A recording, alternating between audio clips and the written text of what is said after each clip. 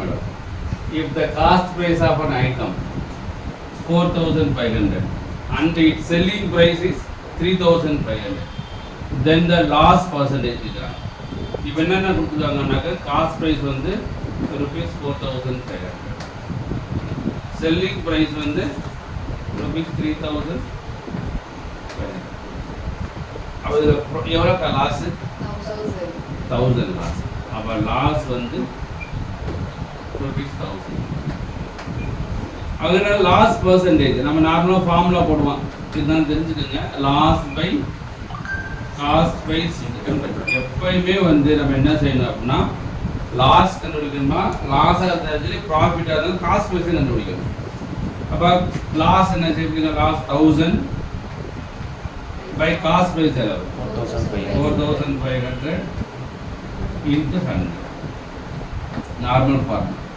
இது 0 0 அடிச்சிடுவோம், 2 0 அடிச்சிடுவோமா? 5 அடிச்சிங்கன்னாக்க 9 பைசா 2 பைசா 200. அப்போ 200 பை 9%. இப்போ டிவைட் பண்ணீங்க அப்படின்னா 2 9s are 18, remaining 2. Again 2 9s are 18, remaining 2.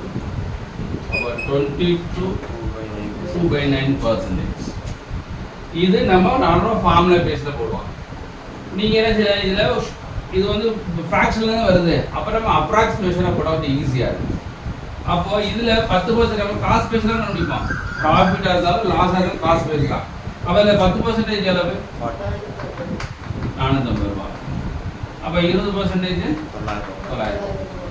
அப்போது நம்மளுக்கு 1,000 ருபீஸ் லாஸு.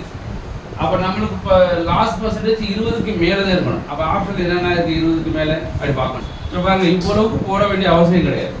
எக்ஸாம் பாயிண்ட் இது வந்து நார்மலாக போடுறது. எக்ஸாம் பாயிண்ட் அப்படி என்னன்னாக்க 20% 900 கண்டுபிடிச்சிட்டோம். அப்போ 1000ன்றது இதோட கொஞ்சம் கூட தான் இருந்தான். அப்போ 20%க்கு மேலே பார்க்குறோம். இது 44 வராது, 55 வராது, 33 வராது. ஒன்றே ஒன்று 20க்கு மேலே என்ன இருக்குது?